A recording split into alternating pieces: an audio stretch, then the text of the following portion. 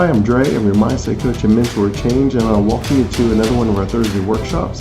Today we're going to continue in our theme for this month in the fearless mindset. Specifically, we've been talking about what does fear look like in your organization.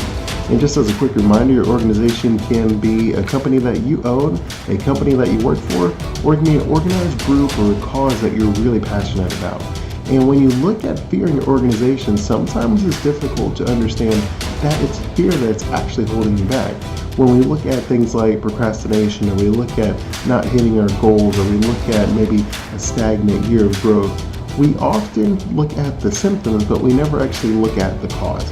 And so today we look to focus specifically on what does fear look like in my organization's goals and ambitions. And we're going to talk about 3 characteristics that you will find. And number 1, you'll see that sometimes they don't make goals at all. They literally have no goals, no ambitions, no aspirations. And we'll get into why an organization may do that and why it is a detriment to them. Number 2, we have that they play it safe. And we'll talk about multiple ways they can play it safe. But because of your time, we won't go into all of them, but I'm sure you'll be able to think of some extra ones on your own. And then number 3, we have that they are self-sabotaging. And whatever that may look like, when you ask someone directly, hey, are you self-sabotaging? They'll be like, whoa, no, never, I would never. But when you really start peeling the onion back and you get into some of the decisions that are being made, you'll find that it is self-sabotaging, and we'll get into those as well. So first, we'll start with the goals and ambitions, where you don't set any sort of goals. And I know in particular, I talked to a person and he told me, he's like, look, I don't make goals. And I was like, well, why don't you have any goals? And he's like, well, when you make goals, it ends up building depression, despair, and just resentment. And I was like, oh, fascinating. Why is that? And he's like, well, people don't make realistic goals. And I was like, well, that's true. And so when they don't achieve them, they beat themselves up and then they feel really down. And I'm like, yeah, that's possible. And then he's like, and sometimes the goals that they set ends up being imposed on other people, where now that it creates resentment within their relationships with someone else. And I'm like, yeah, that's possible as well, but isn't the solution to make realistic, reasonable, and measurable goals, not that goals all themselves are bad? And I never really got him to make that commitment. So to this day, he still doesn't have goals, and I really let him know that your goals are essentially the compass to your purpose. When you have a goal, then you know whether you're stepping towards it or you're stepping away from it. That even sometimes, what I end up finding that happens is if you don't have any goals, then even if you say, oh, I want to lose weight, and you're like, well, I don't want to make a goal because I don't want to beat myself up, whereas like, oh, I want to lose like 20 pounds in 2 months. Well, instead, if you gained 100 pounds in 6 months, did you need a goal to feel depressed or despair or beating yourself up? Well, of course not, because your goal is a reflection of whatever your purpose is, what it is inside of you that brings you fulfillment. And even if we ignore that by saying, well, I'm not going to make any goals, I don't want to beat myself up over my weight, we all know what will be satisfying, and we all know that what will be discouraging. And that is exactly what ended up happening to him. Because he had no goals, he ended up gaining a lot of weight. His career was stagnant, or it wasn't growing, or nothing was really happening. And you find that oftentimes people that don't have goals, they just kind of exist. And it's not that I'm saying everybody who doesn't have goals is like lazy or unmotivated, and everybody that does have goals is super zealous and all go-getter.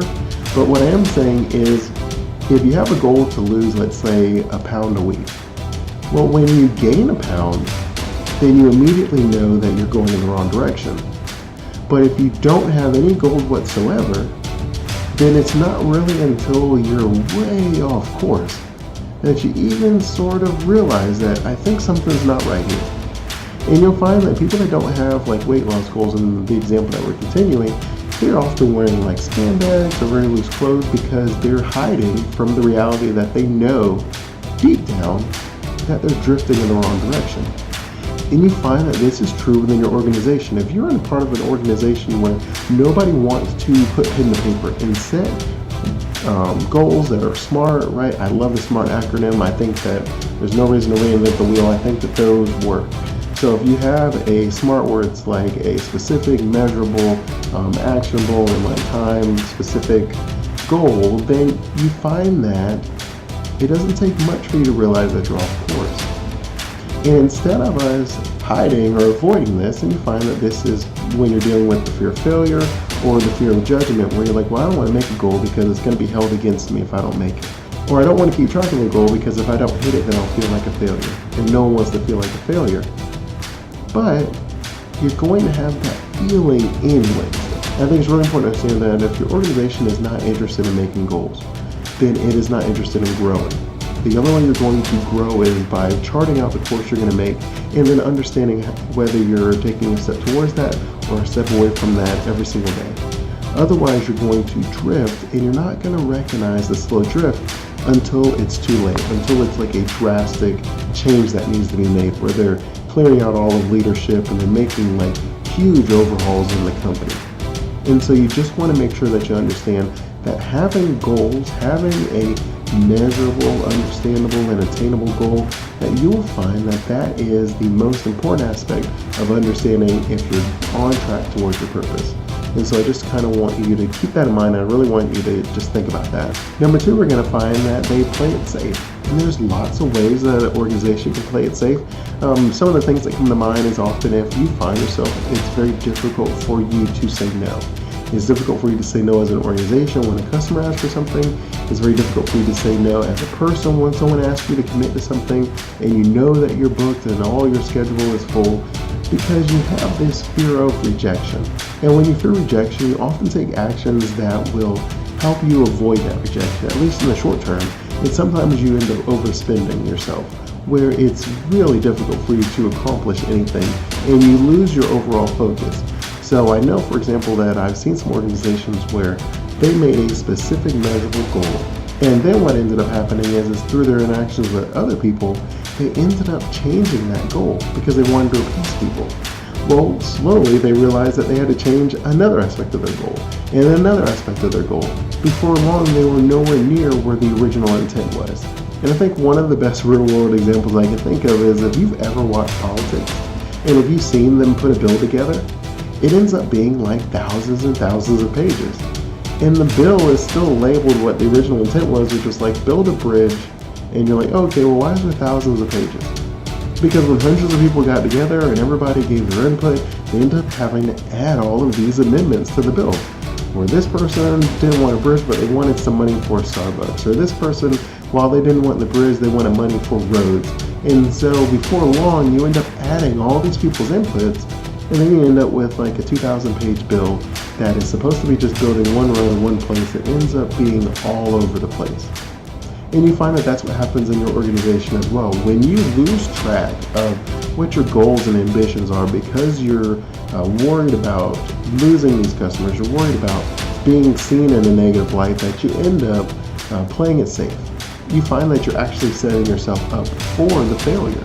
So if you find that maybe your passion is within some sort of a cause, and you will see that maybe when you're in leadership or someone asks you, hey, what should we project for next year's participation? And you're looking at the numbers for this year and you had 10,000 people sign up and you guys raised like $1 million in donations and everything's going really great. But in the back of your mind, you have that fear of judgment, that worry that this year is an anomaly. Maybe I should play it safe and I should pick a number that's lower than what this year is, even though you should realistically pick a number that's higher, right? You should expect growth every year. You should write down growth every year if that's what your organization wants to do. If you plan on growing, then you should write down growth so that everybody's held accountable, so that when you're 3 months in, you're like, hey, we're on track, or we're off track, or we need to gain, or we're losing here. It's important to be honest and realistic within your assessments and your goals and what you're trying to accomplish. Now, because of that fear of rejection, because of that fear of judgment, more times than not, we end up changing these goals where people ask us, what do we project? We often keep it flat, where nothing's going to add, or we decrease it, where we're like, hey, this year should not be used against us. This year is an anomaly, and it just wouldn't be fair to expect this year again next year. And while that could be true, oftentimes you have to trust in the mission, you have to trust in the organization, you have to trust in the process. If you have put some systems in place that is growing your organization, then you should celebrate that. Instead of hiding from it by saying, well, we're going to be happy if this ends up working, and if it doesn't end up working, at least we covered ourselves because we picked really low goals. And some people call that like sandbagging, where it's like you hit the goal within the first like month or something like that, and then no one has any idea if you're actually doing good or not because you hit this very low and unreasonable goal. I'd almost compare it to the weight loss example where the person is wearing like spandex or the person is wearing very loose clothes. If you have a very loose goals, then you don't really realize the small nuances that are happening, just like someone gaining a little bit of weight. When you wear very tight clothes like spandex that are very flexible, it's almost like when you pick a very small goal that's very easily attained, where it's not stretching very much of the rubber band. And so even though you hit the goal, nobody really knows if that is a great thing or not because it's so low that it's not based on any realistic expectation of what growth should look like.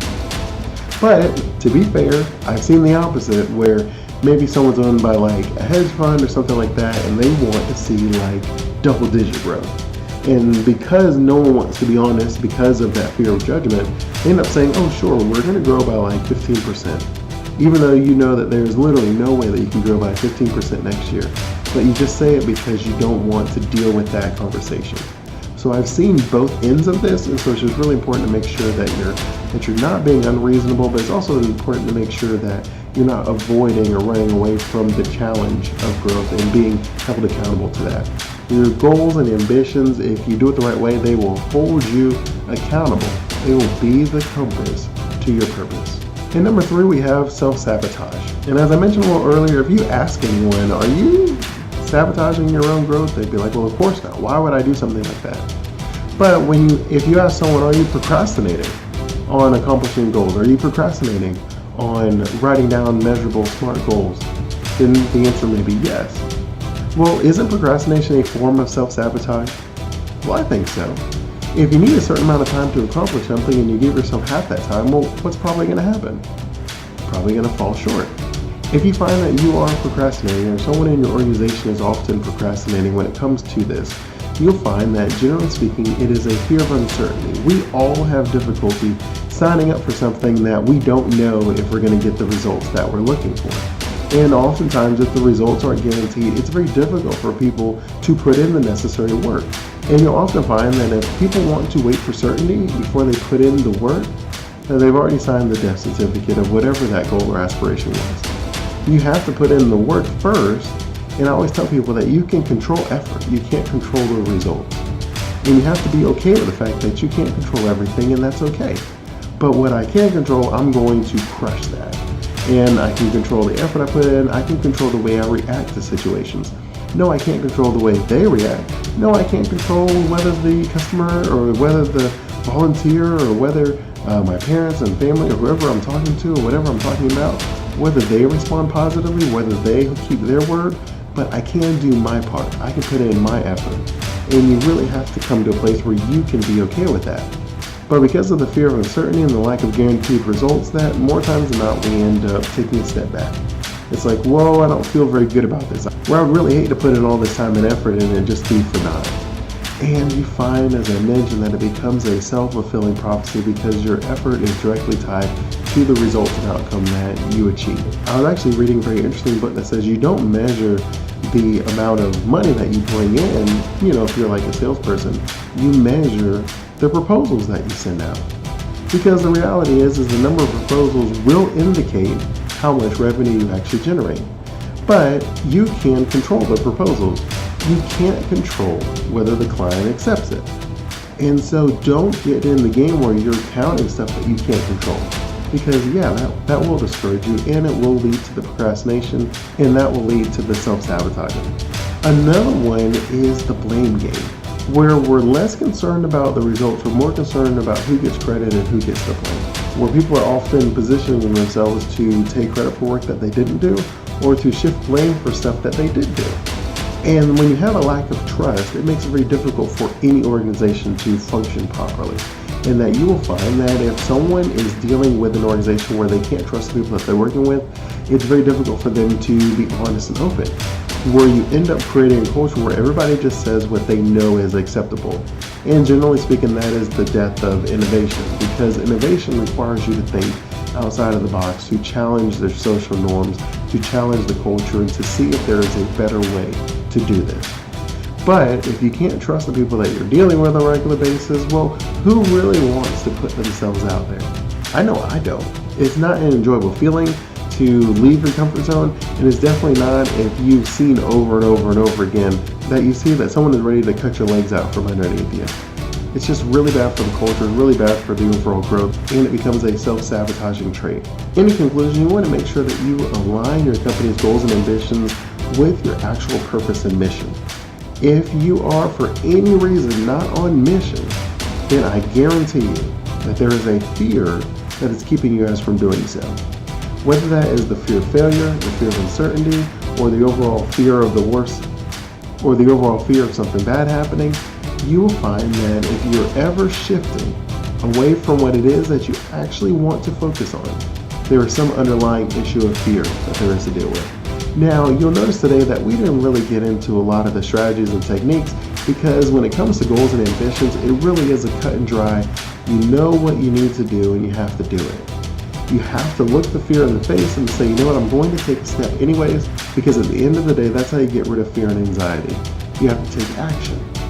Because when you don't take action, then that's what creates the anxiety and the fear, right? Those are events that haven't happened. So I'm thinking, oh, it's going to be so bad. Oh, it's not going to go well. And then, yeah, the fear and anxiety keeps you from acting.